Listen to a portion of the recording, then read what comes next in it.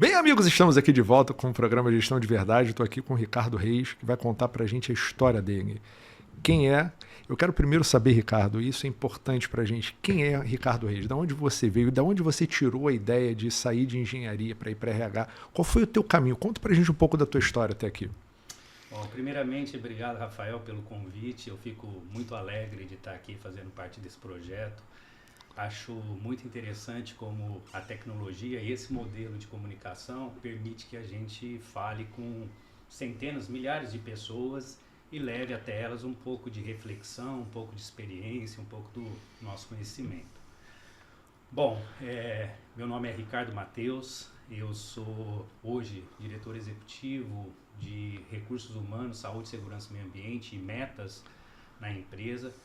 Mas para falar um pouco da minha história, eu preciso voltar lá nos meus 15 anos, que eu acho que é um ponto de inflexão que aconteceu e ali começa de fato a minha carreira. Eu com 15 anos saí de casa, eu morava em Ribeirão Preto, interior de São Paulo, e eu fui fazer escola técnica de mecânica na Unesp em Guaratinguetá. São cerca de 500 quilômetros de distância, 8 horas que dava de viagem naquela época, pegando 2 ônibus. E aquela decisão foi uma mudança muito grande para mim, para minha família também, né? Ou seja, me distanciar ali do convívio familiar. E até aquele instante eu era um aluno medíocre, para ser bem sincero. Eu gostava muito de atividades voltadas ao esporte, era um aluno pouco disciplinado, mas que gostava muito de matemática e ciências. E tinha uma queda também por história. E um amigo foi fazer faculdade de engenharia em Guaratinguetá e quando voltou de férias pela primeira vez, ele comentou da escola técnica. E eu tinha, né, já na minha cabeça definido que eu queria ser engenheiro. Isso por influência de amigos assim que conviviam com a gente, né, na brincadeira de rua. Eu tinha um amigo que era um professor pardal e ali me estimulava com relação aos aspectos talvez de uma carreira de engenharia. E eu tinha 2 tios que eram bem-sucedidos na área de engenharia e que me traziam um pouco dessa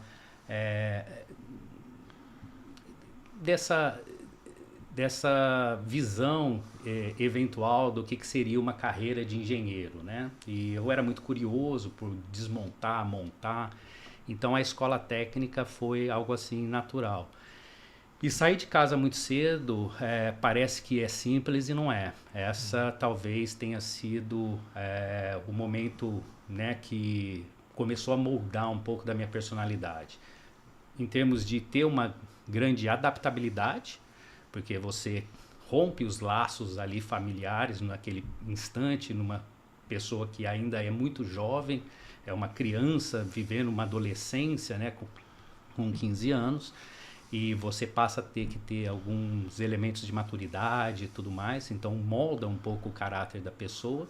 E depois teve também a questão de assumir responsabilidades, né? Então, adaptabilidade com responsabilidade muito cedo. Então acho que isso é um ponto ali de inflexão importante que aconteceu na formação da minha carreira.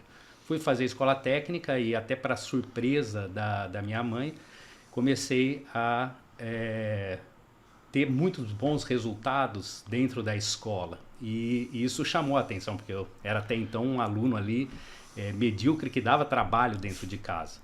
E por que dessa mudança? Porque de fato fazer algo que a gente gosta é o que de fato faz uma diferença muito grande.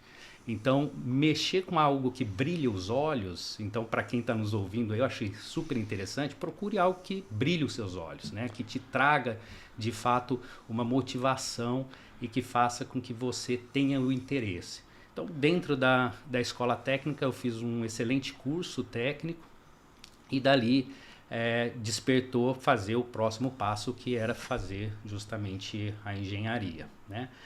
Passei em várias escolas de engenharia e acabei optando por ir fazer engenharia no sul de Minas, em Itajubá, um pouco influenciado por esse tio que já era do setor, né, com relação à escola que eu iria fazer.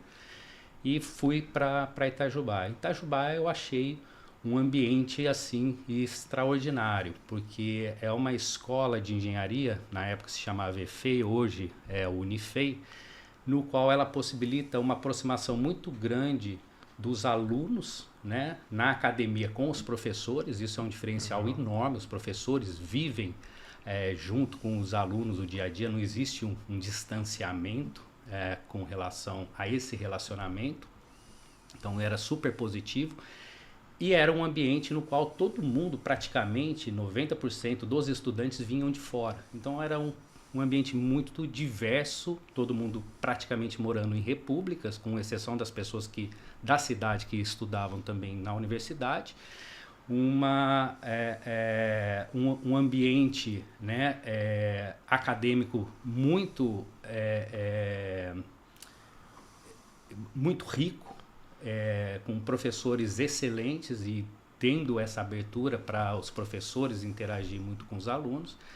Então foi um outro período muito gratificante. E desde cedo, dentro da universidade, até por questões e condições, né, que me permitiam naquela época, os meus pais, em termos de me sustentar fora de casa, eu tinha que trabalhar. Então eu estudava e trabalhava fazendo pesquisa dentro da universidade. Fiz diversas pesquisas, desde matemática até mecânica de fluidos, máquinas de fluxos. Isso me ajudou muito. E a bagagem que eu trazia comigo também de escola técnica colaborava.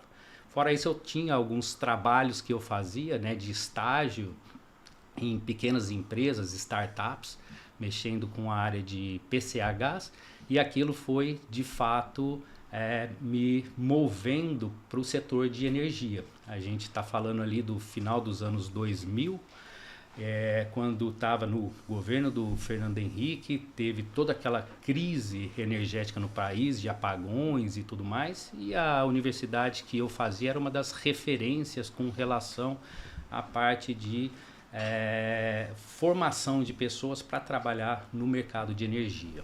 Então eu tive a possibilidade de trabalhar com professores naquele instante que estavam sendo criadas as agências, tanto a ANP quanto a ANEEL, professores que foram ser diretores da ANP e da ANEEL. Eu fazia pesquisa com eles ali dentro do dia a dia. Então realmente me moveu um pouco com relação a isso. Outra coisa que eu gosto de comentar também é que dentro do ambiente familiar eu tinha... eu gosto de falar que eu fui muito agraciado pelas mulheres que passaram na minha vida, ou que fazem parte da minha vida.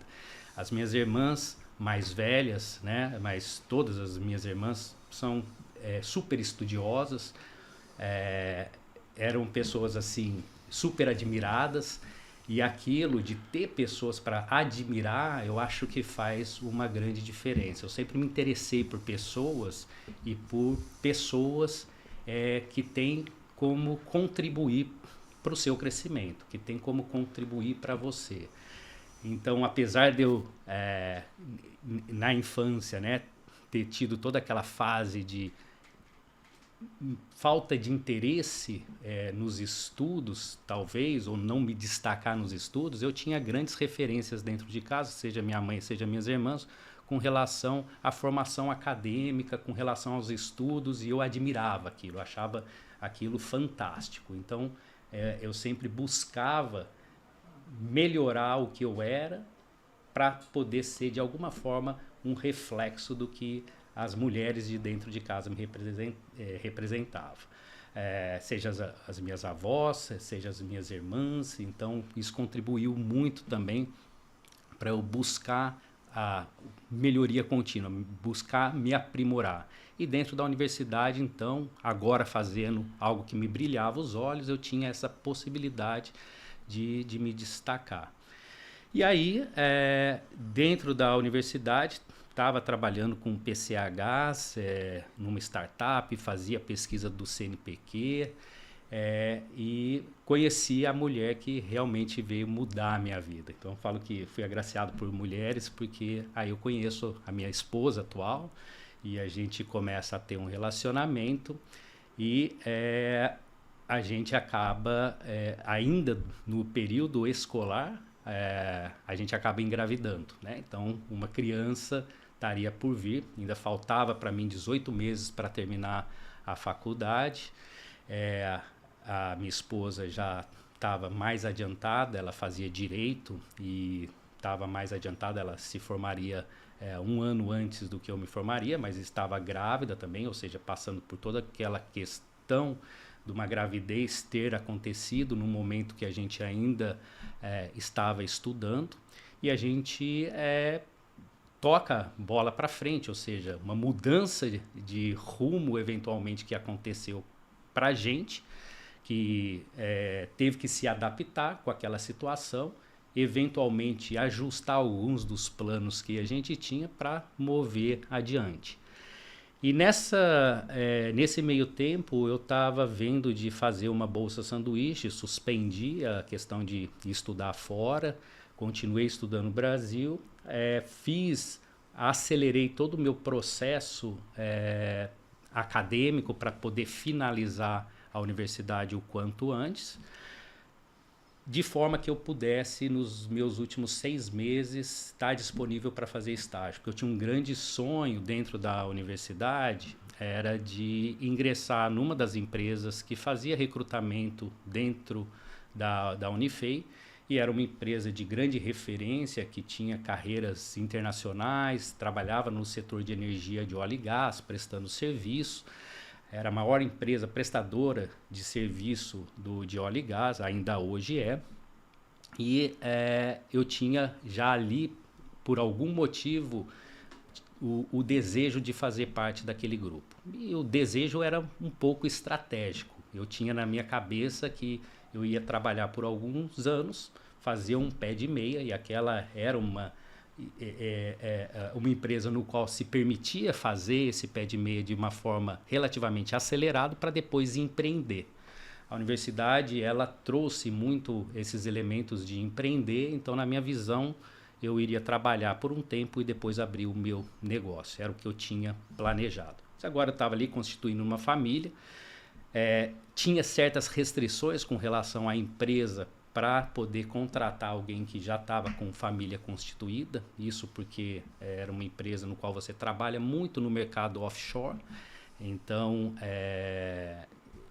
existe um distanciamento que acontece naturalmente, principalmente ali na fase de trainee, que vai acontecer, e aquilo faz com que a pessoa, obviamente, que tem a família, tenha uma dificuldade a mais para conciliar a vida pessoal com a vida profissional. E aí volta um pouquinho com relação ao meu nome, né? Meu nome é Ricardo Mateus, e eu consegui desde cedo, quando comecei a trabalhar, porque até o término da faculdade todo mundo me conhecia como Mateus, porque eu me apresentava como Mateus. Dentro de casa a família me chamava e me chama ainda como Mateus, então fica Mateus para os amigos e os familiares, e quando eu estou trabalhando é o Ricardo. Então essa diferenciação dessas duas personas me ajudou muito no sentido de conseguir desligar de fato a chave, porque até como eu sou chamado por outro nome, né? Quando eu estou fora do ambiente de trabalho é Mateus, quando eu estou no ambiente de trabalho é Ricardo.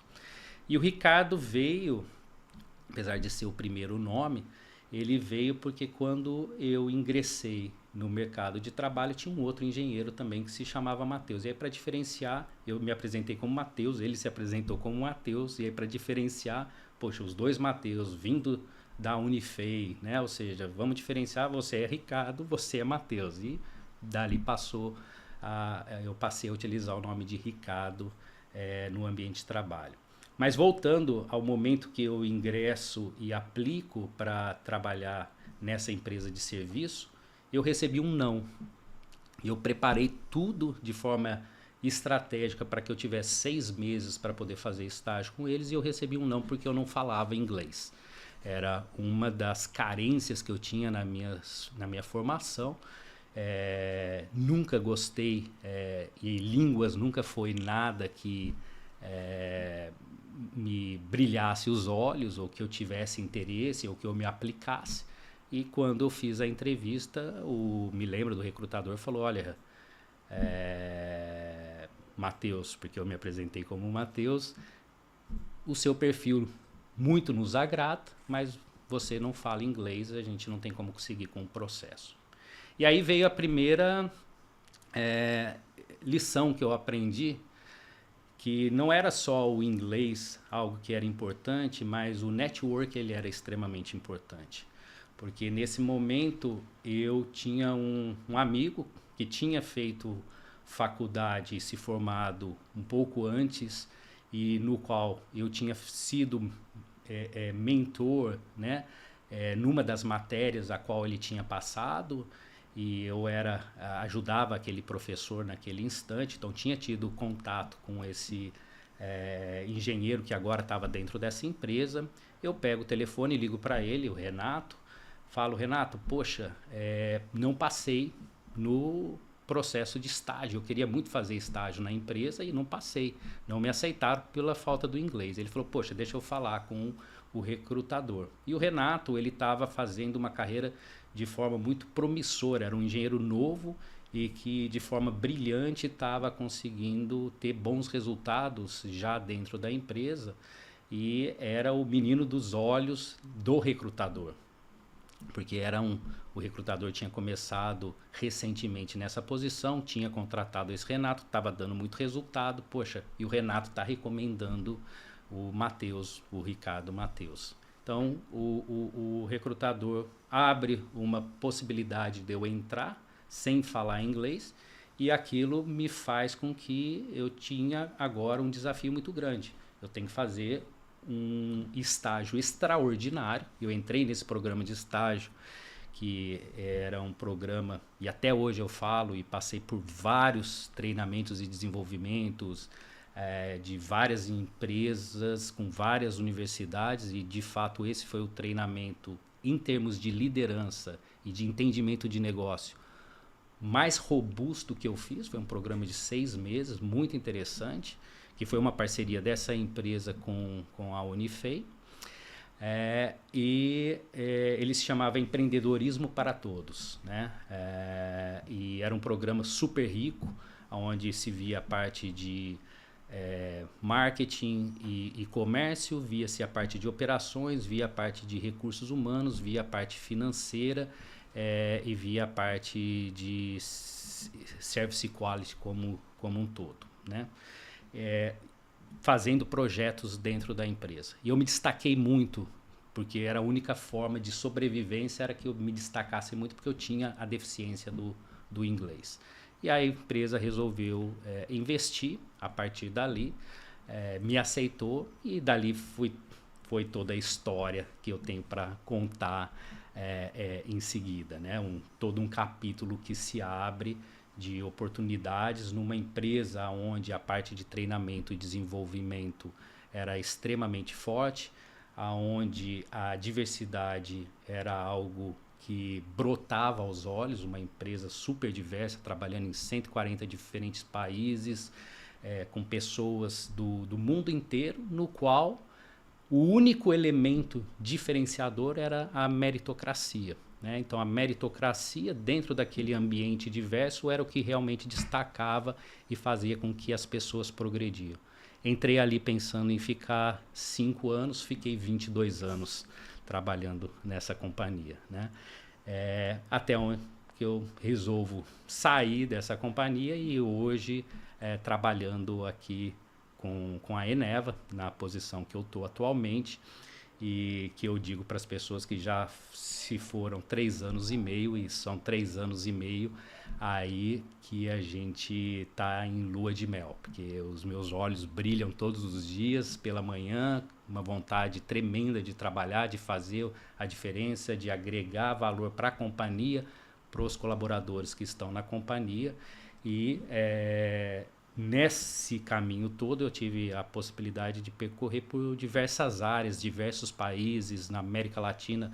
Trabalhei em quase todos os países da América Latina, América Central, Europa, Emirados Árabes, e por aí vai. Então me possibilitou uma carreira internacional muito interessante, um aprendizado também muito interessante, que eu fui de engenharia para novos negócios, para parte comercial, parte de marketing, parte de treinamento, recursos humanos, operação, gestão da empresa como um todo, e em diversas geografias distintas. Então isso realmente conseguiu enriquecer demais assim o meu portfólio de experiência, de desenvolvimento como pessoa.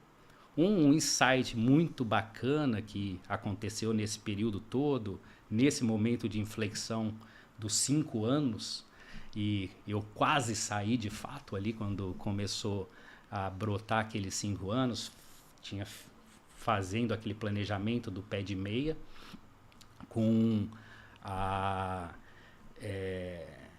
perspectiva eventualmente de sair, empreender e abrir um negócio, mas tinha diante de mim, dentro da companhia, um desafio muito interessante que eu gostava e que eu queria fazer, que era ir para a universidade da empresa na França, na minha primeiro cargo de gestão. Então, eu era engenheiro de campo, tinha sido supervisor, coordenador e tudo mais, trabalhando só no Brasil, e me veio essa proposta para, no término desses 5 anos, para eu ir para a França, assumir um cargo de gestão dentro da universidade ali da empresa, né?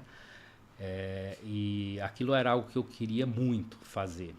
E eu me lembro que quando chegou essa oferta, o meu gerente me apresentou, meus olhos brilharam novamente, né? E eu assinei aquela proposta e ele pegou a proposta, amassou, jogou fora e falou: Ricardo, não tem como eu te deixar você ir, porque não tenho ninguém para te substituir agora. Nesse momento a gente está com vários projetos importantes aqui com as operadoras no Brasil, e a gente precisa realmente do conhecimento que você tem, do trabalho que você faz.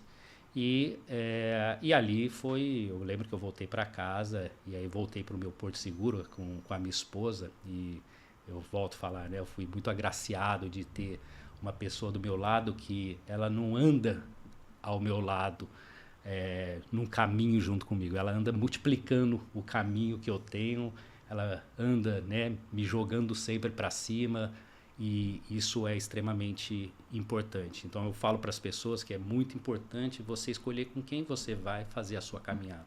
Ninguém caminha sozinho nessa vida, né? E quem vai estar do seu lado na caminhada, seja a esposa, seja o esposo, seja o companheiro ou os amigos, você tem que ter pessoas melhores do que você trabalhando ou junto de você, para que você realmente consiga chegar mais longe. E eu voltei para casa e super chateado com a situação que tinha acontecido, com aquela proposta que então chegou até mim e eu não conseguiria fazer, ali um pouco disposto a abandonar aquele trabalho, e voltei e fiz a reflexão, né? Ou seja, qual é a minha parte da minha culpa nessa equação? Porque a primeira reação nossa é colocar a culpa na empresa. Poxa, se não tem ninguém para fazer o trabalho que eu faço, o problema é seu como gestor, que não preparou, que não desenvolveu, que não fez o próprio staffing da organização. E não, parte da responsabilidade era minha. Eu não preparei sucessor também.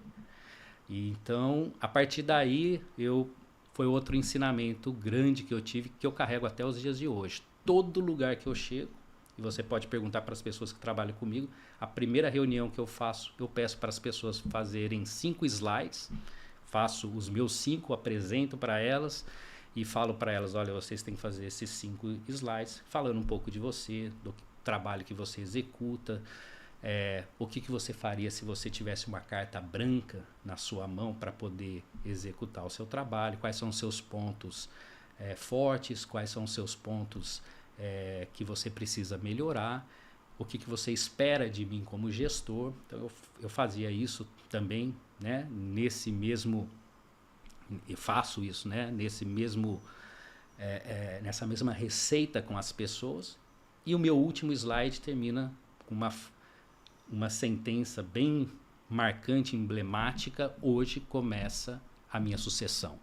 Então, eu deixo muito claro para as pessoas no meu time que parte do que eu vou fazer é trabalhar o desenvolvimento delas para o quanto antes elas poderem estarem prontas para assumirem o meu posto de trabalho.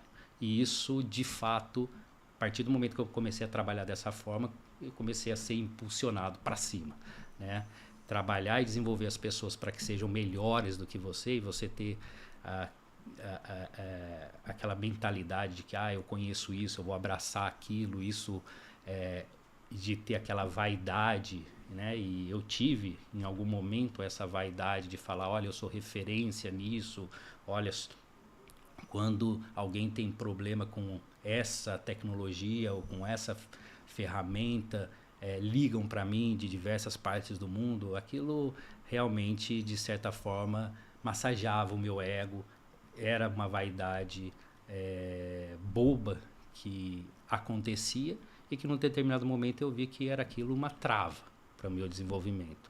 Que o melhor que você pode fazer, de fato, é trabalhar e desenvolver as pessoas, né? Fazer com que as pessoas sejam melhor do que você. E então eu levo isso até os dias de hoje. Eu chamo de Ricardo, chamo de Matheus, chamo Ricardo Matheus. Como você quiser.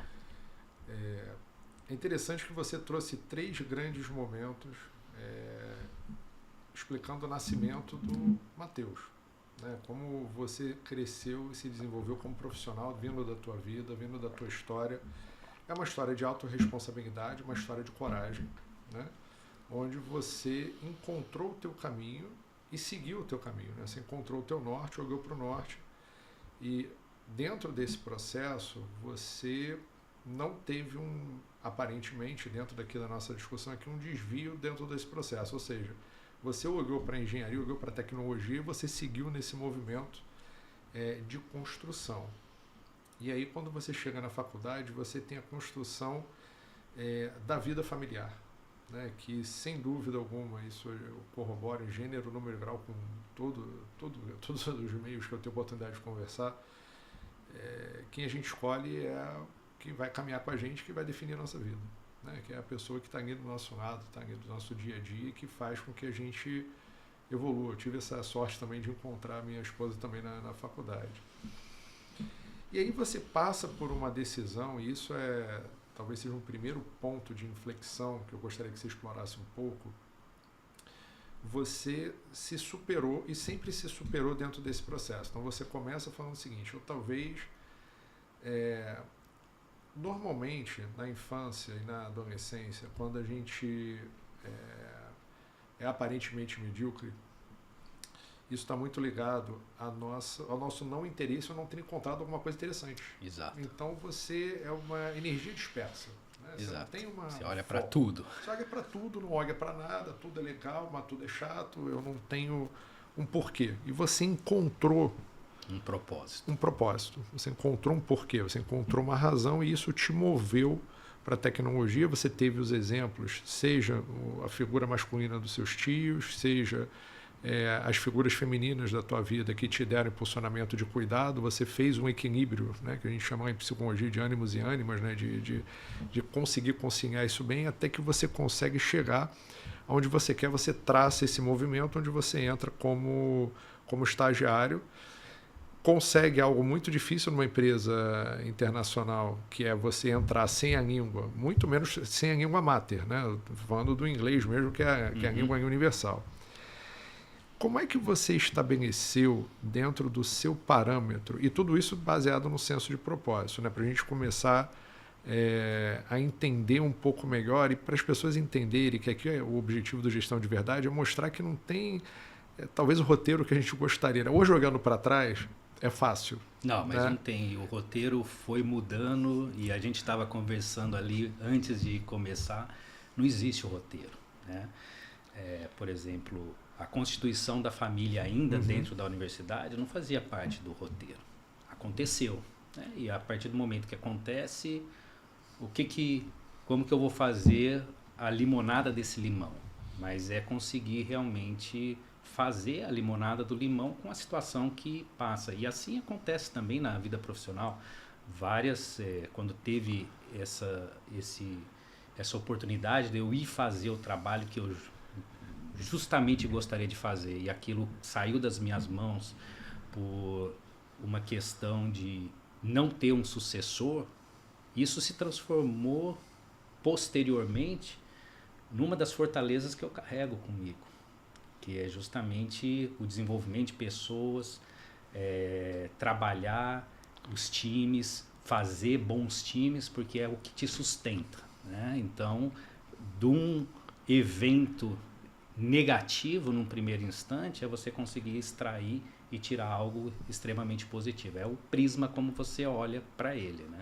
E o que te guia? Qual é o conjunto de referências que você tem para ter essa visão? Porque assim, hoje as pessoas, eu percebo isso de maneira geral, em sala de aula, conversando com os executivos de forma geral, não tem esse raciocínio. Normalmente a galera ainda mais operacional, às vezes no nível gerencial, no nível de diretoria, isso você passa a ter a autorresponsabilidade como uma característica quase que como uma comunalidade, até porque se você está na diretoria executiva, você é da direção e executa. Então, a autorresponsabilidade, você carrega o peso e a responsabilidade muitas vezes é a solidão, por mais que muitas vezes você queira formar essa nova liderança, né? Uhum. Ao mesmo tempo que hoje a gente tem essa dificuldade de formação de liderança porque as pessoas colocam a culpa no mundo externo. A Sim. culpa é do meu gerente, a culpa é do meu cliente, a culpa é da situação macroeconômica, da política, do social, enfim. A gente tem uma externalidade. Como é que você começou a trabalhar desde cedo e como isso te impulsionou? Que quando você fala da tua carreira, e aqui a gente tiver a oportunidade, entre no LinkedIn para ver o currículo desse cara, bicho, que é absurdamente incrível no sentido de variabilidade de situações e diversidade de que se colocou à prova. Isso demonstra um profundo comprometimento, né, com a organização, ao mesmo tempo uma capacidade incrível de equilibrar a família, né, porque você vai para outros ambientes e não é só você que está indo, né, você está carregando todo mundo junto contigo. Sim. Como é que você consegue ver hoje isso? Como é que você enxerga? Como é que você trabalha? O quanto isso foi importante na tua vida e continua em desenvolvimento? E quanto você vê que isso é necessário para essa nova geração que olha para a gente, no sentido de que a culpa está no locus externo, mas não traz a autorresponsabilidade para o locus interno? Tá, muito, muito interessante. Então, e aí volta nesse programa de estágio que eu tive a felicidade de participar depois de, né, tive ali a ajuda do network, que foi fundamental para que abrisse a porta para que eu entrasse no programa de estágio, e entrei no programa de estágio.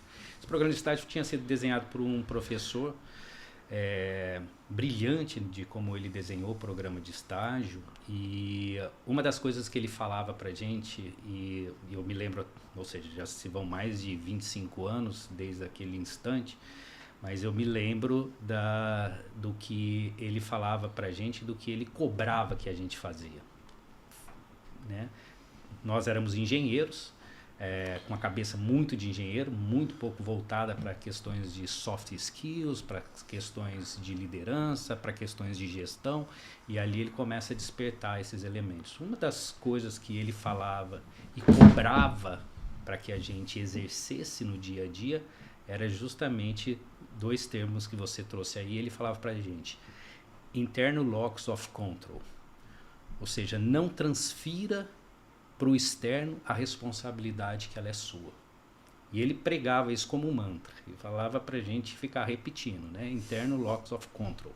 Então, eu tenho que ter o controle e jogar para mim a responsabilidade. Então, todas as vezes que a gente estava fazendo algum projeto, trabalhando em alguma frente do estágio, que a gente tentava transferir ou para o colega do grupo, ou para fora, ou para alguma situação, ele falou: não é, o problema é seu, você resolva o problema. E ele também trabalhava ali dentro um conceito de livro de selos, que eram alguns comportamentos nos quais eles não são comportamentos naturais com que a gente tenha, mas que ele forçava a gente a exercitar aquele comportamento de maneira contínua. Então, você pega um comportamento Qual que é? Preciso trabalhar meu network, porque eu não gosto de network, eu não ligo de estar fazendo contato com as pessoas. Então você tinha que trabalhar. Então o que eu vou fazer hoje de network? Então eu vou ligar para alguém que em algum momento passou, que foi importante para mim, para manter uma relação com essa pessoa. Então hoje eu liguei para essa pessoa, anotava lá no livro dos selos, fiz um network. Preciso trabalhar um comportamento seguro, porque segurança é um dos pilares dentro da companhia. Então, o que eu vou fazer? Vou fazer uma observação, uma intervenção em algo que não está seguro acontecendo e eu vou me forçar a fazer isso, até que esses comportamentos se tornem naturais. Então, esses dois elementos que ele começou a trabalhar com a gente dentro de vários dos comportamentos, né? Seja comportamentos voltados à parte de empreendedorismo, seja comportamentos voltados à parte de gestão de portfólio, gestão de pessoas, eram comportamentos que a gente precisava desenvolver porque naturalmente ele não acontecia. E o outro era justamente não transferir para o externo e assumir as responsabilidades. E as dificuldades, elas acontecem, elas são naturais. Hoje eu tenho 2 filhos, né? Então teve o primeiro filho que nasceu, Gabriel, ainda estava na faculdade. Hoje ele mora na Holanda, ele se formou já, trabalha e está construindo a carreira dele, mas eu vi dificuldades no começo da carreira dele que estavam relacionados a dificuldades que eu vejo os jovens passando hoje por dia com relação à resiliência de se manter num ambiente de trabalho frente às dificuldades que elas acontecem. E as dificuldades vão acontecer porque esse é o mundo real, né? O mundo real ele é cheio de dificuldades, cheio de imprevisibilidades que elas acontecem no dia a dia. A questão é como que você vai lidar com isso. Como que você vai ser resiliente de conseguir se adaptar e conseguir continuar seguindo em frente. Então essas conversas eu vejo e acontece com o meu filho, né? Ou seja, existe uma ansiedade muito grande de que as coisas aconteçam numa velocidade como a velocidade que hoje a informação permeia, né? Pela tecnologia que possibilita que isso aconteça, do ser humano também achar que as coisas precisam acontecer dessa maneira, com essa velocidade. E elas não acontecem com essa velocidade, porque a gente não foi programado para poder estar atuando nessa velocidade. Então eu acho que as reflexões elas precisam acontecer para você criar casca, né? Para você ter de fato um ambiente no qual você consiga trabalhar, e ele precisa de disciplina, precisa de se exercitar, precisa construir essa musculatura para que as coisas de fato aconteçam. Tem uma reflexão que o Karnal faz, que é muito interessante, que é o pé da bailarina, né? O pessoal que está aí conectado, se ainda não viu, ou seja, dá uma googada, olha no YouTube, essa reflexão que o Karnal faz com relação aos pés da bailarina. É muito bonito ver a bailarina, né, dançando, fazendo todos aqueles movimentos super harmônico, de resistência, mas tira o pé, né, de dentro da sapatilha e você vai ver o que tem por detrás, o trabalho que foi feito, o desgaste que aconteceu, os calos que foram formados para que possibilitasse aquele trabalho de ser executado. Então isso acontece na vida da gente também. E assumir as responsabilidades, criar resiliência e olhar e controlar e parar de colocar no externo a culpa, ela é fundamental. E é uma dificuldade hoje que acontece, né? Não só pelos jovens, mas eu vejo as pessoas têm essa grande dificuldade. E eu acho que muitas das vezes porque elas não encontraram o que faz com que os olhos brilhem. E o que faz com que os olhos brilhem não é só aquela empresa ou aquela posição, é você também estar aberto para isso, né? Como num relacionamento, eu gosto muito de falar que quando a gente está com uma empresa ou está com um negócio, a gente casa com aquele negócio. E a gente não começa um relacionamento pensando em terminá-lo. A gente tem que entrar num relacionamento pensando em dar certo.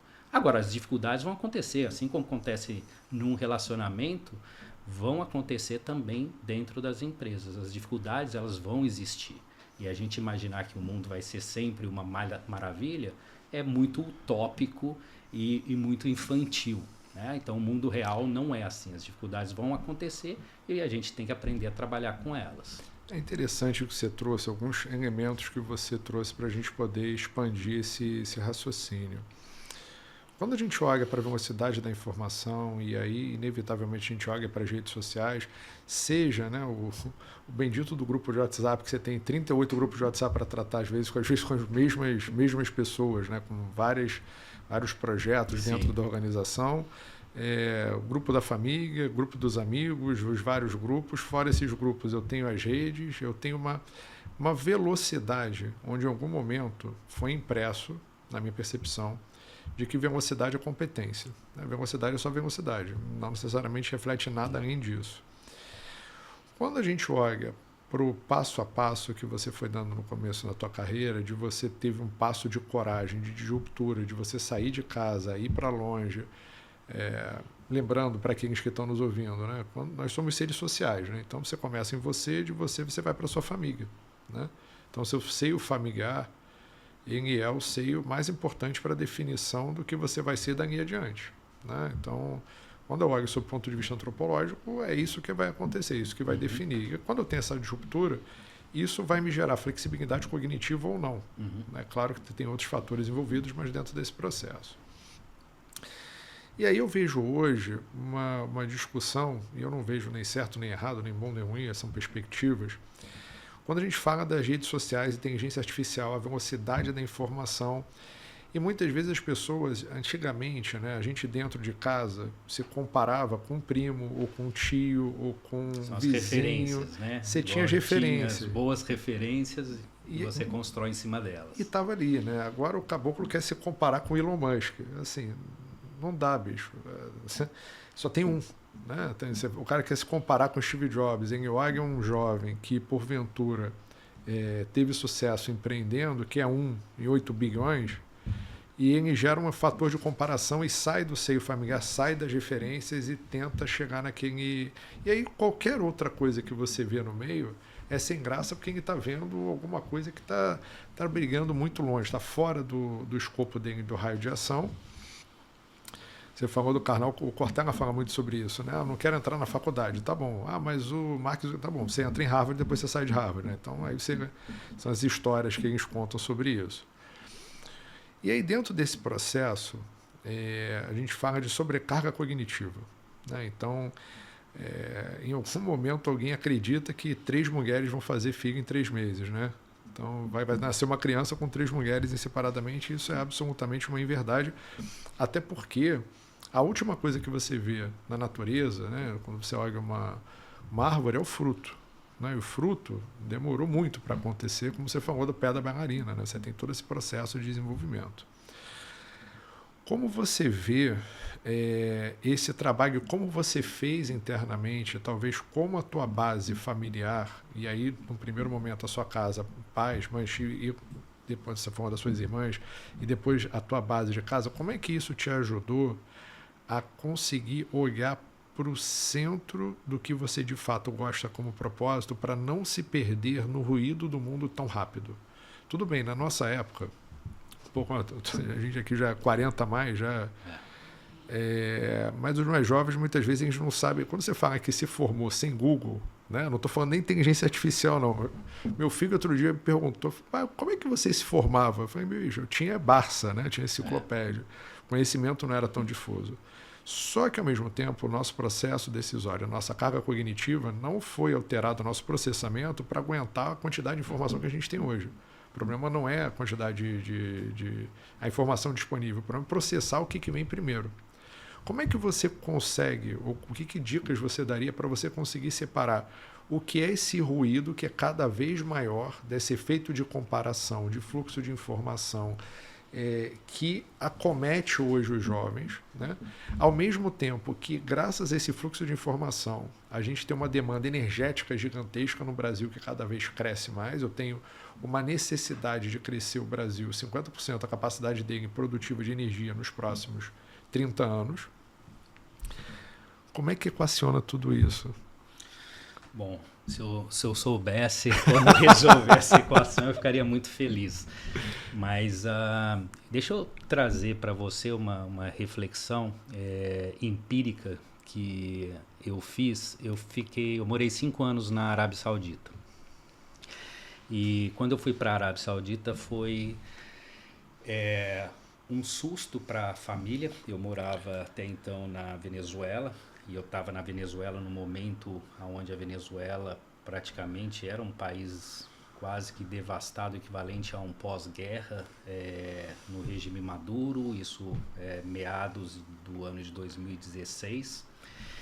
E escassez total de tudo na Venezuela. Eu me lembro que a gente ficou praticamente 8 meses na Venezuela sem conseguir comprar 1 litro de leite. Então você imagina, e eu vivia numa bolha porque eu era um diretor executivo de uma multinacional trabalhando dentro da Venezuela, e ainda assim não tinha acesso a um recurso praticamente básico, né? Que se você colocar aí no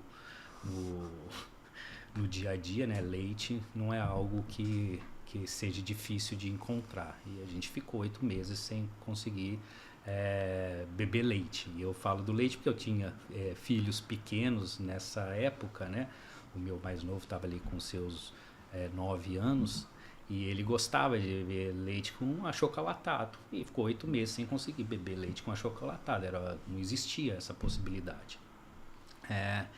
E a gente sai da Venezuela e vai para a Arábia Saudita. Mas ainda assim, quando falou em Arábia Saudita, num primeiro instante, para minha esposa, até o que passa no imaginário popular, né, com relação à Arábia Saudita e como é a Arábia Saudita para a mulher, principalmente, com relações às restrições e tudo mais, choque cultural, aquela coisa toda. A Arábia Saudita era algo que estava um pouco distante do que a gente tinha em termos de planejamento. E era um momento que o setor de óleo e gás vivia uma crise global, né? Nesse ano, praticamente o petróleo chegou a ser negociado a valores negativos, né? Se pensar ali em 2016, 2017, na bolsa nos Estados Unidos, né? Chegou a ter valor negativo num determinado instante.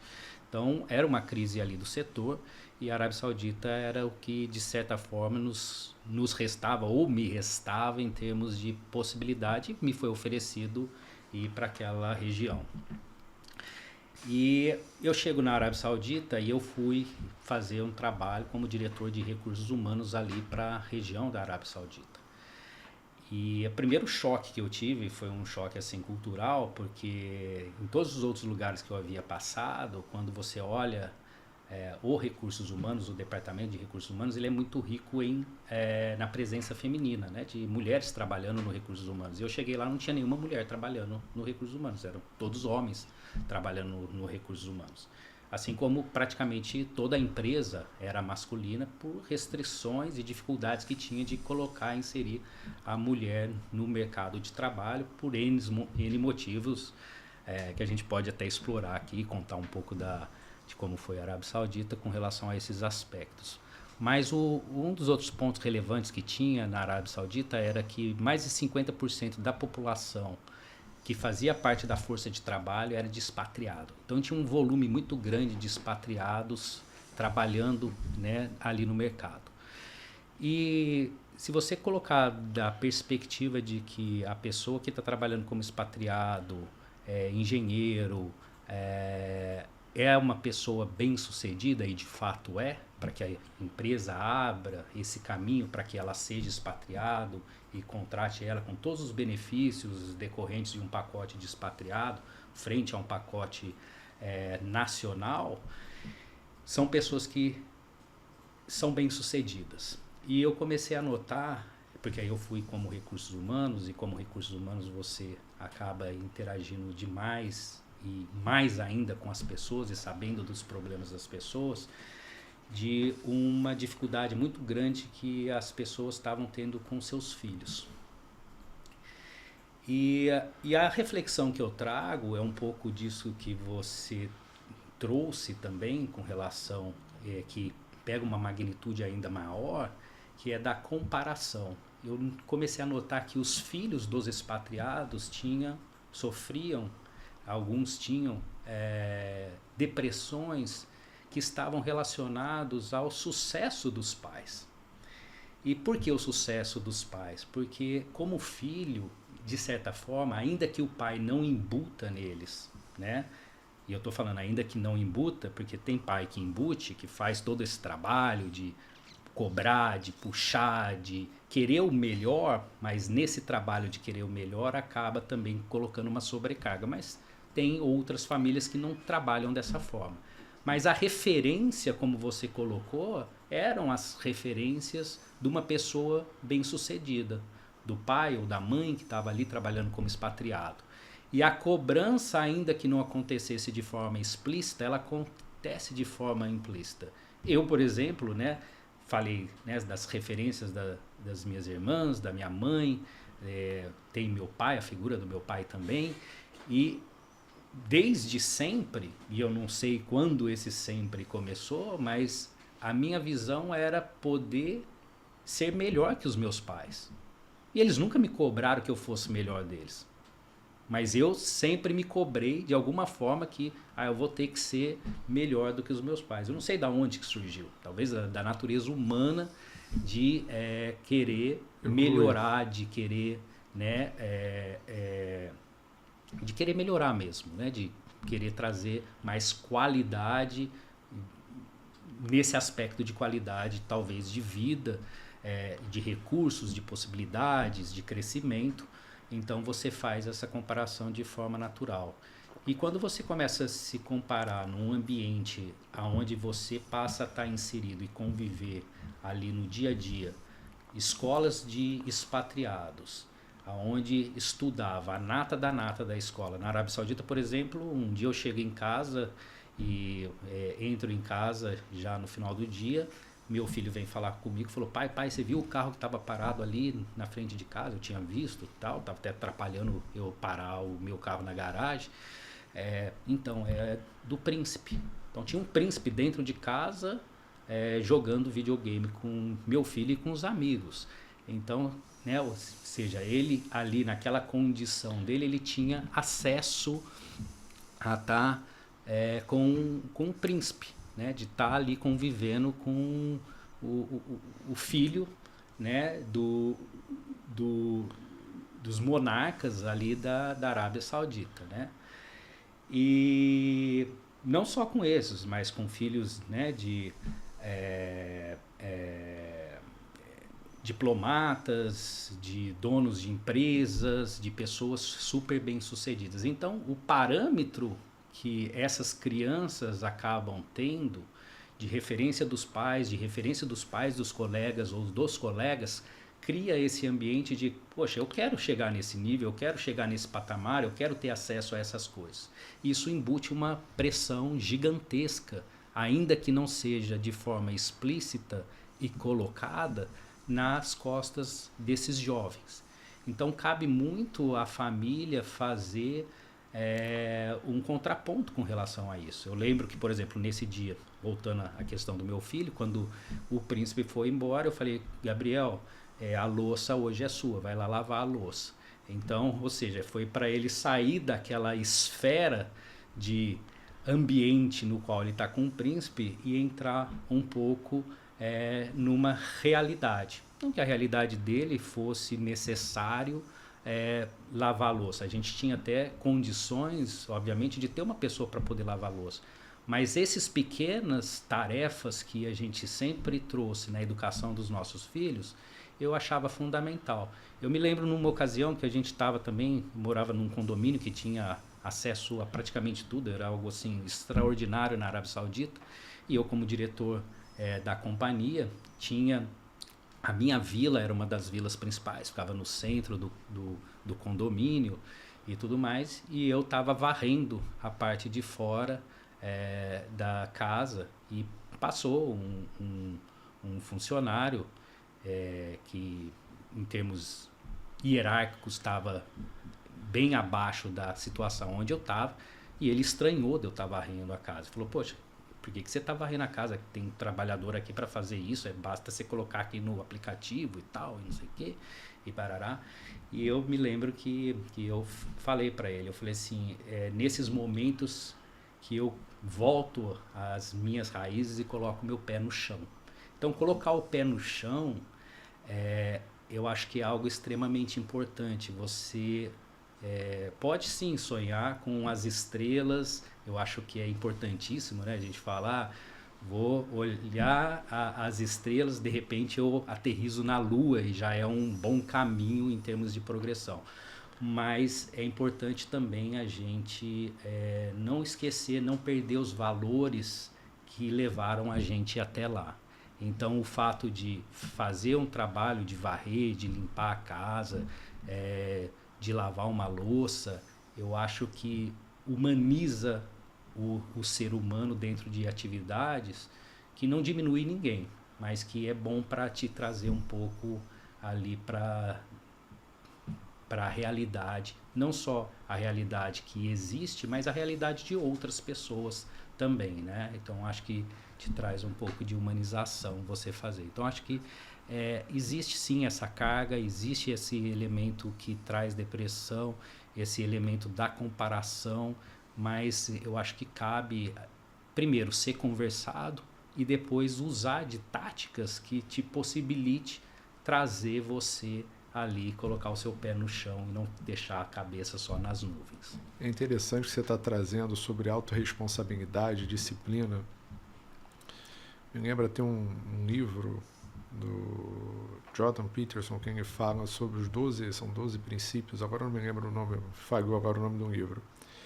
E o primeiro deles é arrume a sua cama, né? Então, quando você tem como você faz uma coisa é como você faz qualquer coisa, né? Então, quando você tem esse movimento dos pais, dessa formação inicial, onde você tem responsabilidades com o seu meio, né? Eu brinco também com os meus filhos, que meus filhos não são hóspedes da casa deles. Então, por mais que tenha condições, eles têm as atividades deles, e uma delas é lavar a louça no final de semana, para eles lembrarem o tempo todo da importância de que eles precisam sempre melhorar o ambiente. Ao mesmo tempo, hoje a gente tem, independente, talvez não no nível extremo, como você estava dentro da Arábia Saudita, dentro da família real, dentro de uma vila nesse movimento, mas como você vê o impacto hoje da criação, né? Se você tem essa percepção da criação dos pais em serem muito permissivos com os filhos e qual o impacto disso quando eles entram nas empresas, né? Porque a partir do momento, supondo que não seja um extremo de bem-sucedido, mas que seja uma família batalhadora que está ali dentro do seu ecossistema, dentro de uma média que a gente tem no Brasil, e você tem um profissional que não faz isso dentro de casa, né? Muitas vezes ele tem existe sempre a desculpa de ter a vida corrida, né? Uma vida corrida todo mundo tem, problema também todo mundo tem. Como é que você vê esse impacto, muitas vezes, dessa disfunção do indivíduo com o meio, onde ele espera que o meio dê para ele todos os recursos, mas ele não planta, mas quer colher? Como é que você vê essa disfuncionalidade dentro da organização? Como é que isso impacta dentro do RH?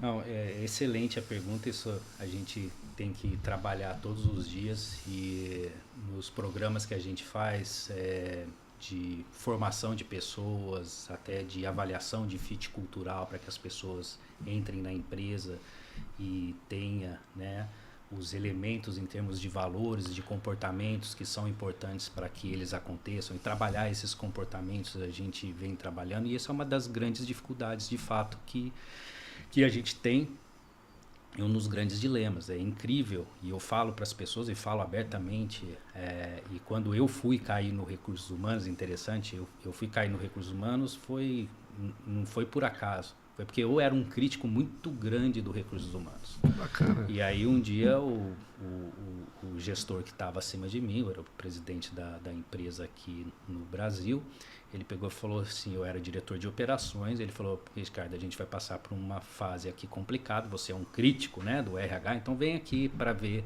como que vai ser o telhado agora de vidro, já que você critica tanto, vem agora para cá para poder fazer o trabalho. Foi assim que eu acabei, de certa forma, caindo e indo trabalhar no RH e me apaixonei. E depois que eu saí da Arábia Saudita, é engraçado, porque eu fiz RH na Arábia Saudita, depois que eu fiz RH no Brasil, eu fiz operações, fui para o trabalho que eu queria, que era ser country manager, né? Ou seja, ser o diretor de todo um país para todo o portfólio de negócios da companhia. E depois eu volto para RH, depois volto para ser também diretor regional da companhia, e eu percebi que, poxa, o que eu gostava de fazer era RH. Então, isso volta um pouco nessa questão do que você fazer o que você gosta de fazer. Hoje eu vejo uma dificuldade imensa das pessoas encontrarem o que elas gostam de fato de fazer, e depois tem esse outro ponto que você trouxe, que assim, desculpa falar, mas é um tapa na cara. É a pessoa entrar dentro, seja da empresa, seja dentro da academia, e achar que ela está fazendo um favor, né? É quase que assim, não, eu estou indo trabalhar e estou fazendo um favor para você, ou né, a pessoa vai ser um pesquisador e acha que está fazendo um favor, que precisa ter todas as benências do mundo voltada para ela, e tudo o mundo está voltado para ela, ou seja, um egocentrismo impressionante de achar que o mundo gira em torno daquela pessoa. A primeira coisa que a pessoa precisa fazer é entender que ninguém é insubstituível, né? E isso não é, né? Você falou há pouco do Steve Jobs, veja o que aconteceu depois que o Steve Jobs partiu, né? E já não podia de fato, porque ele faleceu, ou seja, dirigir a empresa que ele tinha idealizado, montado e super bem sucedido, mas o salto, né, que foi dado sem ele. Ou seja, se o Steve Jobs, né, com todas as competências, com todas as nuances do Steve Jobs, foi substituído e foi muito bem substituído, a pessoa imaginar que entrou na empresa ali, que ela é indispensável para a empresa e que ela tratar a empresa quase que como se ela fosse um favor, ela tá ali presente, isso é muito ruim, é de uma imaturidade, de uma infantilidade tremenda, né? Então acho que assim, as pessoas falam, poxa, costumo brincar, muitas pessoas falam, você deu muita sorte. E sorte é um elemento assim que eu acho fundamental. Eu falo para as pessoas, eu tive realmente muita sorte com tudo, né? Mas todas as vezes que a sorte bateu na minha porta, eu estava trabalhando, e trabalhando muito, né? Eu falo isso pro meu filho gosta muito de surfar, mas ele queria, por exemplo, começar a surfar e já está no nível do Gabriel Medina, né? Ele tem o mesmo nome, Gabriel, né? Ele queria estar no mesmo nível do Gabriel Medina, e não acontece, né? Ou seja, você precisa se preparar, você precisa ter disciplina, você precisa treinar, você precisa suar a camisa para poder realmente fazer com que a sorte esteja do seu lado. A sorte vai estar do seu lado desde que você realmente faça por merecer que ela caminhe do seu lado. E é sentar a bunda, é estudar, é trabalhar, ter o interesse. E as pessoas têm essa dificuldade hoje em dia de achar que... E eu te digo, assim, é pior no Brasil, infelizmente, por todos os países que eu passei, trabalhei e tal, o Brasil é um pouco pior nesse sentido. Não sei se eu vejo dessa forma como uma autocrítica por ser o meu país, mas essas questões de achar que isso é responsabilidade da empresa, isso é responsabilidade do Estado, isso é responsabilidade de fulano, ciclano, isso é responsabilidade dos meus pais, eu não pedi para nascer, então meus pais que são responsáveis por isso.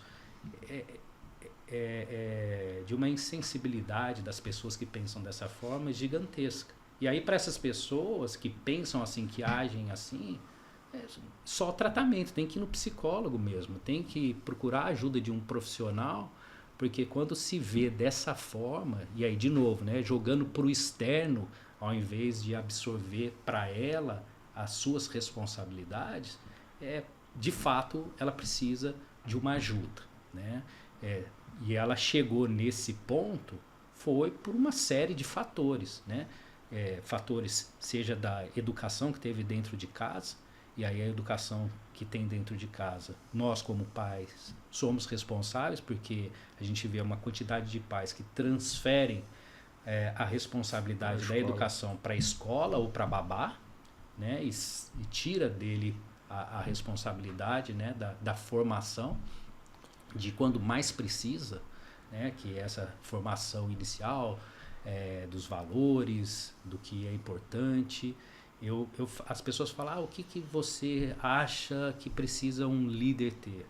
E eu falo para as pessoas, não precisa ter todo aquele conhecimento que muitos livros trazem em 400 páginas. Eu vejo o líder com 3 elementos que são assim fundamentais. Um é competência, e competência não tem jeito, né? Ou seja, você tem que sentar, estudar, aprender, ter interesse, suar, porque não vai vir. Você pode ter mais aptidão, né? Mas você não vai pegar, por exemplo, um pianista de primeira categoria, porque ele tem aptidão. Não, ele vai ter que trabalhar. Ou seja, você não vê o Messi sendo o jogador que ele é hoje porque ele não treina, porque ele não aprimora, ou porque ele tinha aptidão. Claro, ele tinha aptidão, mas ele correu atrás. E aí você tem um paralelo ali do Cristiano Ronaldo, que talvez não tivesse toda a aptidão que ele tinha, mas conseguiu chegar no mesmo nível, né, de galácticos ali do futebol por uma dedicação, por um trabalho. Então, essa é a competência, né? Claro que aptidões ajudam, mas você precisa ali trabalhar. A outra que eu falo é a questão da integridade. E a integridade vem muito dessa educação, né? Dos valores, de como é construída a ética dentro ali da família, como é a percepção de mundo, de integridade, que é fundamental. E o outro que eu acho que aí sim é algo que vai ter variância de indivíduo para indivíduo, que é a ambição. E a ambição no ponto positivo, da ambição de querer melhorar, de querer crescer, de querer mais, de querer trazer algo que gere valor para você, para a sociedade, para os indivíduos. Então, esses 3 elementos, se tiver e bem trabalhados, eu acho que constitui e traz a questão, né, dos fundamentos para um bom líder, para que ele exista. E eu vejo que as pessoas têm dificuldade com a formação, né, com a integridade, porque a pessoa, quando chega e acha que tudo tem que estar para ela, que tudo foi feito para ela e que o mundo gira em torno dela, é uma questão de integridade, né? Transferir para os pais, transferir para o Estado, transferir para a empresa as responsabilidades que ela precisa ter. E acontece demais, mas é essa formação que a gente pecou em algum momento, né? Como sociedade, de trazer, de discutir essas questões, né? De filosofia, de trabalhar a filosofia, de trabalhar o indivíduo, de trabalhar o caráter nas crianças e deixou que o mundo trabalhasse por elas, né? Então falta uma disciplina, uma responsabilidade, uma articulação, uma educação de fato que aconteça de uma maneira mais estruturada. É interessante esse ponto que você trouxe, fazendo uma história longa, curta e não aprofundando em cima disso, do Brasil. A formação social do Brasil é muito complexa, né? O Brasil é do tamanho da Europa, contando Rússia até os Montes Urais. Né? E quando você olha para a formação do Brasil, quando você olha para a América Latina como um todo, o Brasil é uma baleia, né? Como país, né? Tanto em tamanho, são mais de 8 milhões e meio de quilômetros quadrados, são É uma população, são mais de 200 milhões de habitantes, está habitando entre oitava, décima segunda maior economia do mundo, depende do câmbio que a gente usa para poder olhar. Tem 60% da área preservada, né? Os países europeus ficam dando pitaco aqui, eles não olham para o próprio umbigo, embora tenha espaço para melhorar, mas a gente tem uma área preservada gigante. Mas o Brasil ele foi colonizado muito diferente da lógica que foram os espanhóis, né? Os portugueses e os espanhóis estão fazendo aqui uma história longa curta. E o ponto interessante, né, que a gente tem dentro da nossa cultura é que a gente não aceita o não e tudo é comportado, né? Então, português, você, aos amigos, a lei, aos inimigos, o rigor da lei. Até a forma com que a gente foi colonizado, a forma como a gente foi estruturado. O Brasil é um caso único no mundo, né? Literalmente, né? É um caso único, que ele foi o único país na história que ele foi capital do Império, né? A colônia virou capital do Império. Isso traz uma série de pontos que a gente vê isso na nossa estrutura social, na nossa estrutura política, na nossa estrutura religiosa, em todos os pontos que a gente vê. E um dos pontos interessantes que a gente vê, a gente tem mais de 1 milhão de leis, né? Isso é... Você que trabalha com essa área de contrato e trabalhou em vários países, acho que talvez o Brasil seja um dos países mais complexos do mundo para você fazer com que um contrato aconteça, né? O contrato é acordo entre partes, né? Porque tudo depende da interpretação. E o Brasil, quando ele foi estabelecido socialmente, a gente passou a usar a figura de que a responsabilidade está no locus externo, ou seja, a responsabilidade ou ele está em Deus, ou ele está no político, ou ele está no outro, ou ele está no senhor de engenho, ou ele está... A gente sempre terceirizou. E eu não estou dizendo que isso é certo, errado, nem bom, nem ruim. Isso também é importante colocar. Mas a gente sempre colocou... Né, o Brasil ele nasceu concentrado. Eram 15 capitanias hereditárias com 12 donatários. Sim. Então, essa lógica articulada que você tem nos crescimentos dos outros países, o Brasil não sofreu com guerra. Então, quando você não sofre com guerra, você não teve a privação do teu direito de ir e vir. Embora o que a gente veja hoje dentro, né, a violência urbana esteja talvez muito próximo a isso, mas talvez de maneira mais velada. Então, a gente sempre acaba buscando no locus externo, ou seja, no dono da terra, no dono de alguma coisa, sem ter tido a briga de ter a conquista. Então, como a gente não tem a lógica meritocrática da conquista, a gente não acredita na meritocracia. A gente acha que sempre alguém tem porque foi beneficiado de alguma forma. Isso faz com que, muitas vezes, as relações dos indivíduos com as organizações sejam de olhar para a organização como uma grande mãe, onde ela deva para eles algum tipo de dever, por ele estar usando a incrível capacidade dele, né, de ajudar essa organização, onde esse indivíduo ele não tem a humildade, né, pensando em humildade como terra preparada para ser arada, de entender que se ele não for para a organização, isso é um ponto muito importante para a gente pensar aqui como na evolução da nossa conversa, para quem está nos ouvindo aqui formando a sua carreira, é que a organização está te dando a chance de te dar o piano para você poder tocar. Ela está te dando o campo com a bola para você poder jogar. Ninguém começa o Messi. E tem uma frase que eu gosto muito, quem fala, levei 17 anos e meio para dar certo do dia para a noite. Né? Então, quando você vai para uma organização, quando você faz esse movimento, em algum momento na sociedade a gente fica procurando alguém para poder culpar, alguém para poder responsabilizar e alguém para poder dizer que a minha vida, né, chega aos absurdos, né, de eu não pedi para nascer, então você tem que me pagar uma pensão porque eu pedi para nascer. Eu vi esse caso recentemente, eu achei isso bizarro, né? Bizarro, chocante, que da onde saiu isso? Onde a gente perde a capacidade, muitas vezes, de desenvolver o nosso país. Porque a projeção, né? Quando você trouxe aqui um ponto, talvez, para mim, o ponto mais emblemático de toda a tua fala, foi o ponto de você falar o seguinte, querer ser melhor, talvez faça parte da natureza. Quando você falou de ser melhor do que os seus pais, poder sair de casa. O que move o ser humano saudável é olhar para a realidade, encontrar a melhoria que ele pode implementar na realidade e fazer uma projeção dessa realidade. E fazer a gestão dos recursos que tem na mão dele, seja recurso, dinheiro, seja pessoas, seja interesses, que ele consiga convergir, para fazer uma melhoria. Quando a gente fala de projeção, quando você fala de projeto, você está falando de olhar para a realidade e dentro dessa realidade você apontar uma melhoria. Então, a busca incessante do ser humano é olhar para o mundo, assim como o universo está em expansão, é buscar essa melhoria, é olhar para os recursos que eu tenho, como eu posso utilizá-los para gerar alguma coisa melhor. Quando eu tenho esse rompimento e alguém está buscando melhor para mim, ou eu não tenho essa referência, eu não tenho esse locus interno, eu fico procurando culpa em qualquer lugar, porque na verdade eu não sei para onde estou indo. Então, é barata tonta.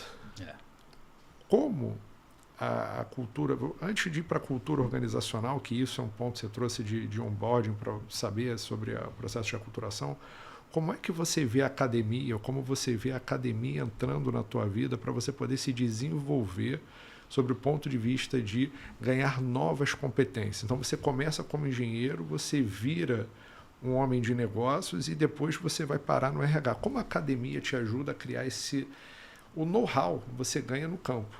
A academia te dá o know-why. Como é que você conjugou isso? Como é que você correu para esse movimento para depois lá no RH a gente falar sobre cultura organizacional? Bom, interessante esse ponto. O meu pai era professor universitário e ele se separou da minha mãe quando eu tinha 8 anos de idade e ele acabou constituindo outra família, então eu tenho outros 2 irmãos da segunda família do meu pai, né, que foi constituída, ou seja, nós somos em 7, 5 do primeiro casamento e 2 do segundo casamento do meu pai. E meu pai, ele era professor na USP, que é uma faculdade, né, uma universidade, obviamente, de grande relevância, referência no Brasil. Era professor titular na área de cirurgia, e muito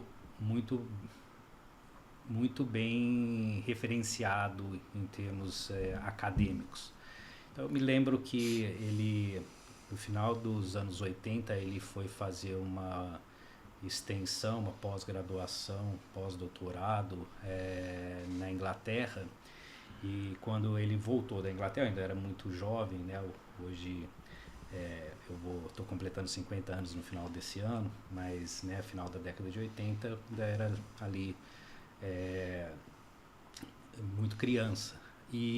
Mas eu lembro sempre do meu pai falando da importância da academia e de você não se distanciar da academia. Então isso esteve sempre muito vivo dentro de casa, a relação que a gente precisaria ter na formação da gente com o estudo. Hoje eu acho que a informação ela está, de certa forma, obviamente para quem sabe usar, ela está muito mais acessível. Antes talvez estivesse muito mais restrita aos grandes centros de pesquisa, às grandes universidades, porque a transferência desse conhecimento não se dava de uma maneira tão natural e tão rápida quanto é permitido hoje.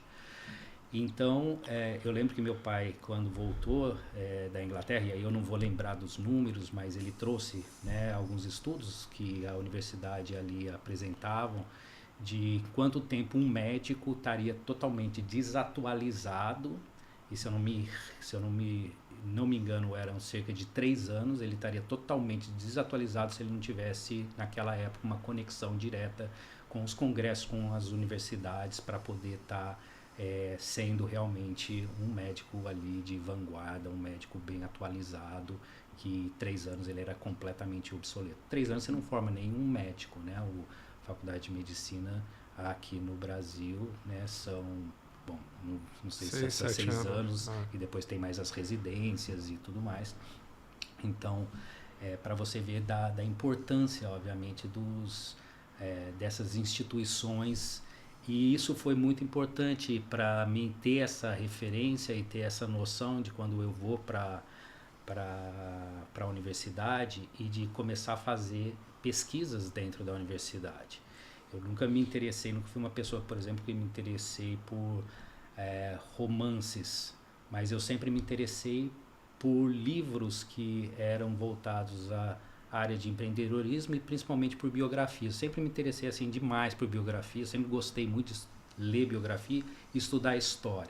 Eu acho que história conta um pouco para a gente da evolução das sociedades, do mundo, do ser humano e como o ser humano impacta, né, essa evolução que acaba acontecendo. Então, apesar de não gostar dos romances, sempre gostei, sempre me interessei por esses aspectos. E quando você resolve ir para a parte de tecnologia, Muito acontece também no setor privado e do que as empresas investem no setor privado para estar à frente de outros competidores e da necessidade de se desenvolver pesquisa. Então, empresas que querem ser líder, obviamente, ela tem uma receita, parte, né, da destinação da receita dela vai estar sendo alocado a trabalhar esses profissionais que vão estar desenvolvendo tecnologia, que vão estar desenvolvendo pesquisa, que vão estar com a proximidade junto, obviamente, à academia. Então, eu não consigo enxergar uma desassociação da academia com o profissional. O profissional sempre precisa estar buscando beber do melhor, né? E se tem essa ideia de melhorar, aonde você pode estar encontrando esses elementos fazendo, né? Seja participando de grandes conferências, grandes congressos da área, seja indo dentro das universidades para você beber na fonte do que está sendo desenvolvido. Então, isso de fato precisa acontecer. As empresas trabalham isso, então eu acabei ficando 22 anos numa empresa que tinha um orçamento grande para a parte de desenvolvimento, né, tanto para a parte de novas tecnologias, novos produtos, que fomentava demais o desenvolvimento de patente. Eu acho que trabalhar a ideia de desenvolvimento de patente é super enriquecedor, seja na academia, seja dentro das empresas. Então, para você ter uma ideia, eu me lembro que em um determinado instante, quando eu passo para a parte de recursos humanos e estava levantando informações, e aí eu passo para recursos humanos pela primeira vez, era em 2000,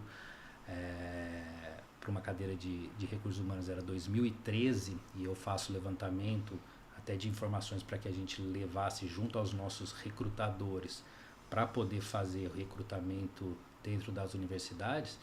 E a empresa que eu trabalhava naquele instante gerava mais patente do que o Brasil gerava. Então, uma empresa gerava mais patente do que o Brasil todo gerava, né? Então, para você ver a importância com que essa empresa olhava o desenvolver novas possibilidades, novas tecnologias, novos produtos que agregassem valor, obviamente, para o core business dela e para a sociedade.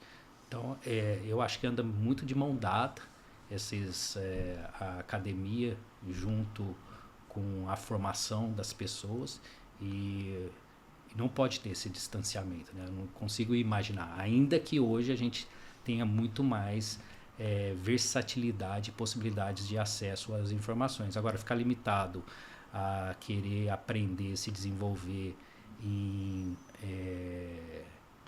mensagens que chegam frequentemente via TikTok ou esses pequenos cortes, isso é muito superficial, né? Na construção realmente da pessoa, do profissional e da sociedade como um todo, né? Você fica muito limitado.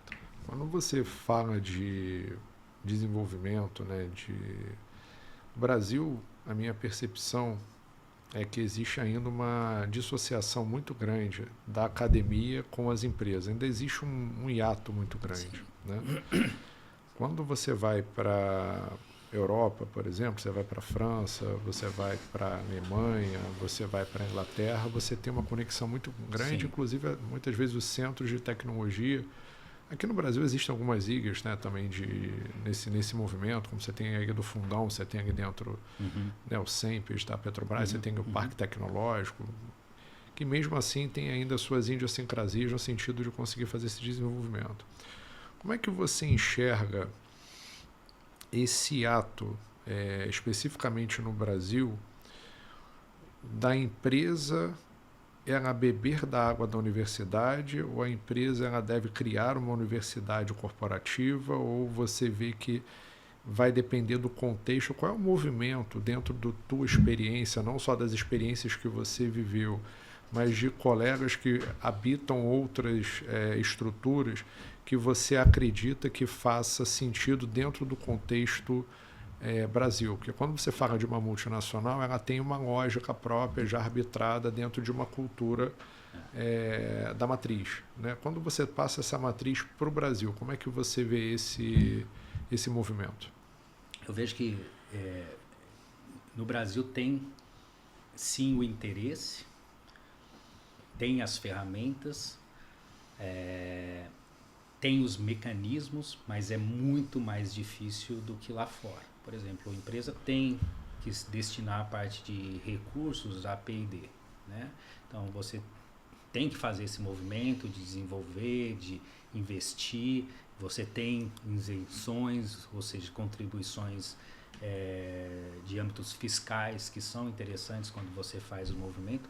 Agora, é extremamente difícil e burocrático a ponto de empresas, quando eu estava em empresas internacionais, hoje eu estou numa empresa nacional, então a gente obviamente tem que fazer e faz, mas acaba tendo uma energia despendida que é extremamente grande para que se consiga colocar algo de concreto que seja feito, que para uma empresa, às vezes multinacional, não faz muito sentido. E não faz sentido não porque a empresa não quer, por causa das dificuldades que são criadas. Então, tem parte do recurso que deveria ser alocado, você acaba tendo os incentivos, mas o Brasil torna o negócio tão complicado, tão difícil, que você foge.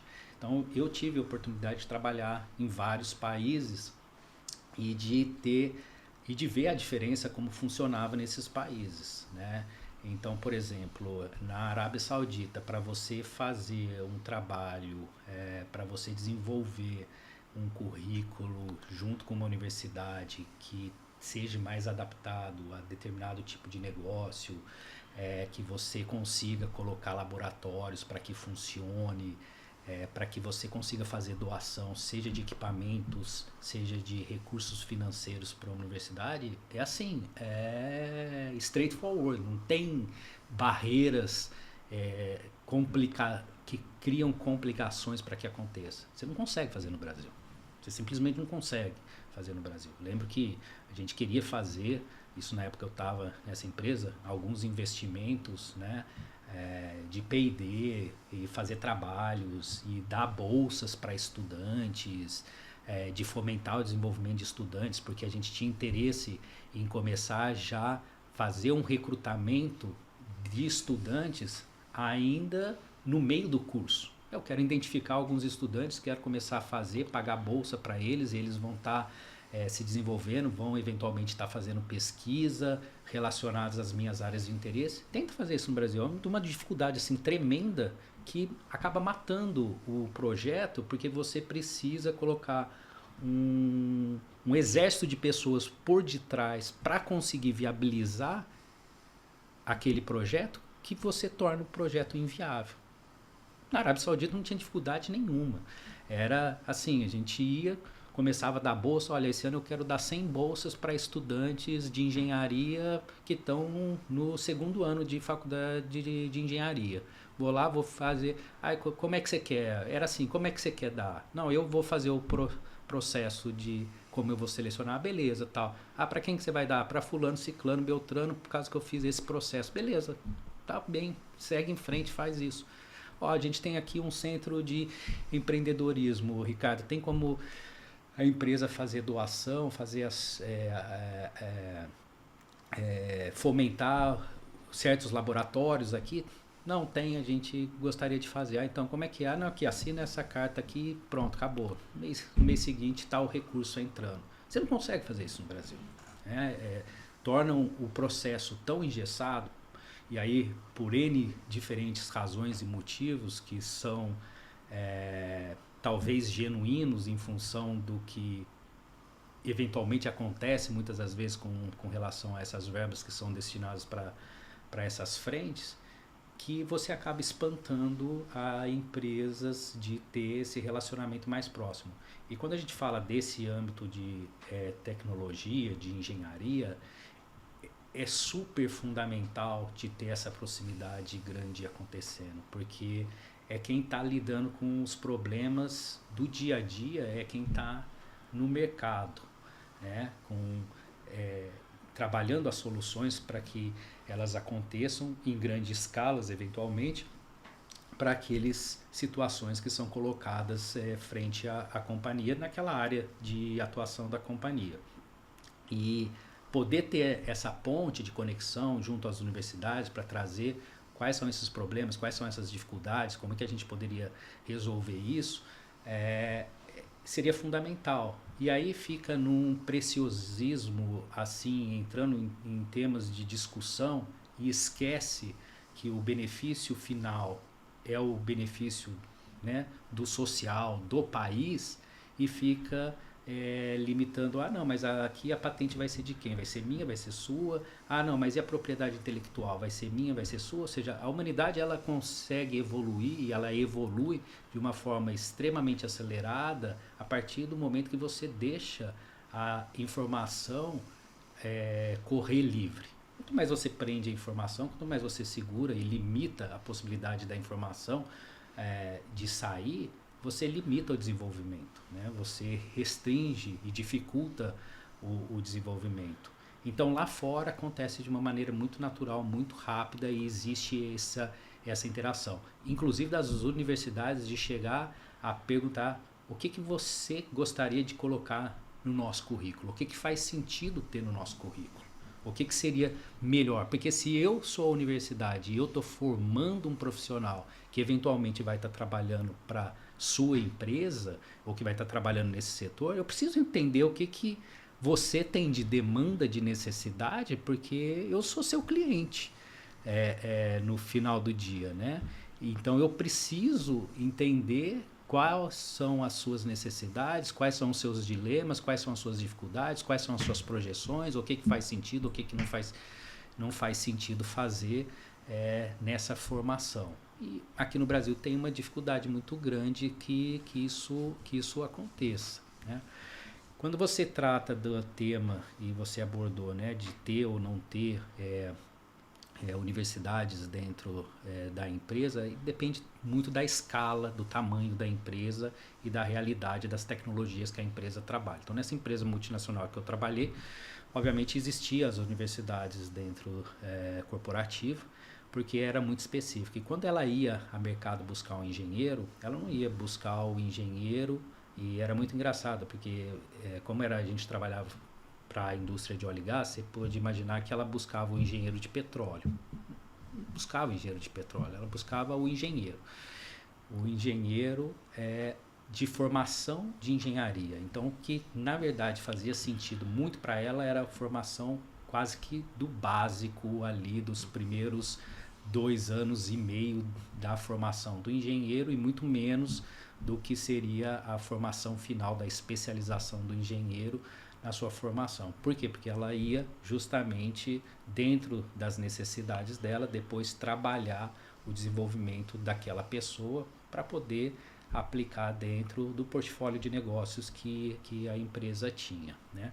Hoje, quando eu olho, por exemplo, a realidade da Eneva, que é a empresa que eu estou trabalhando atualmente, é completamente distinto. A gente sim faz alguns conteúdos para a formação do nosso pessoal técnico bem específico, né, de cadeiras muito específicas, mas não é num âmbito do que se poderia chamar de uma universidade corporativa, e a gente faz parceria, obviamente, com universidades para trabalhar. Então a gente, por exemplo, tem um MBA, um MBA hoje que está homologado até pelo MEC e tudo mais, na área de energia, que é uma parceria que a gente está fazendo atualmente com a PUC, né? Então a gente montou grande parte do currículo, e aí dentro a PUC acabou sendo a nossa parceira, porque eles possibilitaram, tiveram uma flexibilidade muito maior em termos de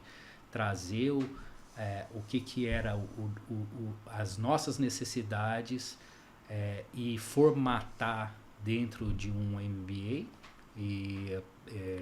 para fazer as entregas, do que falar, olha, não, para MBA, eu acredito que essa é a formação necessária que você precisa ter, então esse aqui seria o pacote para você. Não, isso não me atende, eu preciso que as pessoas entendam de comercialização de energia, de geração de energia, entendam também de EIP, ou seja, era uma gama de conhecimentos, porque a empresa ela é muito ampla nas áreas de atuação dela, que se eu fosse querer montar um profissional com todas essas capacidades, eventualmente ele teria que fazer uns 2, 3 mestrados. Eu não queria, eu queria consolidar isso num curso só. Então a PUC, dentro das universidades que a gente trabalhou, foi que apresentou o melhor programa que atendesse às nossas necessidades. Então acho que depende muito da escala, né, do tamanho da empresa para dar um passo para ter uma universidade corporativa ou estar trabalhando em parceria. Mas vou te falar de uma dificuldade assim tremenda. Eu na Arábia Saudita, eu era professor voluntário dentro de uma universidade, né? Trabalhava, fazia atividades dentro da universidade. Aqui no Brasil, eu sempre gostei, por isso que eu fui trabalhar dentro da universidade, da empresa de serviço que eu trabalhei, porque eu gosto de dar aula, né? E eu tive a atividade de dar aula quando estava dentro da universidade, monitoria, e dava aula também, cheguei a dar aula em cursinhos e tudo mais, então eu gostava desse ambiente. E eu tenho dificuldade, não consigo, ninguém quer chamar o Ricardo para dar aula aqui na universidade, você não consegue. Então no Brasil eu me ofereço e não tem a possibilidade de dar aula, né? Então é algo que eu acho assim engraçado, né? Quando eu estava em outros países, assim, poxa, a gente quer alguém do mercado vindo dar aula, passando um pouco da experiência, do conhecimento, seja na parte de engenharia, seja na parte de EIP, seja na parte de gestão, seja na parte de liderança. Poxa, vem fazer parte do nosso quadro. Aqui no Brasil você tem uma grande dificuldade. Isso está resolvido a partir desse momento. A gente conversa depois dos bastidores. Cara, o tempo voou. Eu vou te pedir mais na frente para a gente fazer um segundo episódio, né? Eu queria que nesse final agora que você trouxesse, queria falar depois sobre internacionalização de carreira, já fica já aqui o convite. Queria que você olhasse todo esse manancial, que esse momento aqui da nossa conversa, você acaba que vai refletindo sobre várias questões da sua vida e que muitas vezes estavam lá no teu subconsciente e elas vêm à tona, né? Uhum. Aproveitando esse momento que elas estão aqui junto com a gente, né, todas essas memórias, toda essa tua experiência, toda essa tua expertise, essa tua vontade, a tua competência, tudo que você representa, o Brasil é carente de ter pessoas como você que tem essa coragem, que vão para fora, que dão a cara, né? Isso, inclusive, também é uma das funções da IPMA no Brasil, que é uma associação europeia, e que aqui no Brasil a gente é estruturado para levar o que tem de melhor do Brasil para o mundo, né? Então, não é só beber da água de fora e trazer para dentro, mas é olhar de dentro para fora. Você como um profissional que chegou ao topo, né? E imagina hoje uma criança olhando para a Lua e você é a Lua, né? Ou seja, imagina um profissional que está começando e você atingiu o topo. O que você falaria para esse profissional que está começando e que quer começar e que às vezes não tem para onde ir? Assim, peraí, talvez a palavra que você tenha escutado do seu tio ou do seu colega que foi fazer o instituto lá atrás, né, o ensino técnico, o que você falaria hoje se colocando nesse papel de mentor e de alguém que chegou no topo? E eu acho bem interessante, e como eu falei, né, eu tive casado com uma empresa por 22 anos, e o dia que os meus valores e os valores da empresa eventualmente não andavam mais de mãos dadas, a gente precisa ter a maturidade de reconhecer que precisa virar a página e começar a escrever um novo capítulo, uma nova história. Então isso eu acho que é fundamental a gente saber e identificar o que brilha os nossos olhos. Então eu comecei aqui falando sobre o que brilhou meus olhos, e eu todos os dias busco algo que brilhe os meus olhos, né?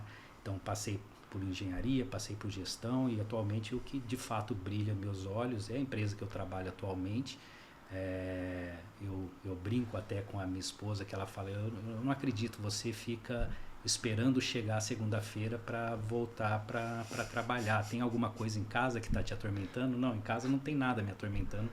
Eu amo estar com a minha esposa, amo quando posso estar com os meus filhos também, mas trabalhar, construir, olhar as necessidades hoje da empresa que eu trabalho me confortam demais, né? Então, a gente não tocou em questão de NR1, de ambiente de trabalho, mas o ambiente de trabalho depende, de novo, muito de você, do que você faz com o seu ambiente de trabalho.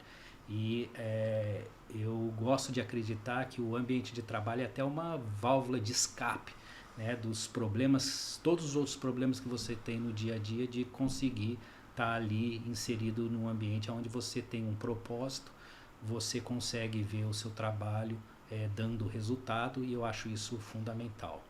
Outro ponto que eu também trouxe aqui é a importância do network, né? A importância de você se cercar de pessoas extraordinárias, conhecer pessoas extraordinárias na sua jornada, não ter problemas de ego, de reconhecer as pessoas que são melhores do que você e se espelhar nessas pessoas e saber utilizar o conhecimento dessas pessoas até a seu favor, para que você também cresça e consiga progredir junto com elas. Então o network, ele funciona nesse sentido, não é aquele network pejorativo de ficar atrás das pessoas bajulando, não é nada disso, é de você ter uma rede de conhecimento, de conhecer pessoas interessantes, né? Então, hoje, conheci há pouco tempo aqui o Rafael, ou seja, é uma pessoa que eu vou trazer para o meu círculo de pessoas de referência, de trocar ideia, de trocar reflexões, isso é fundamental.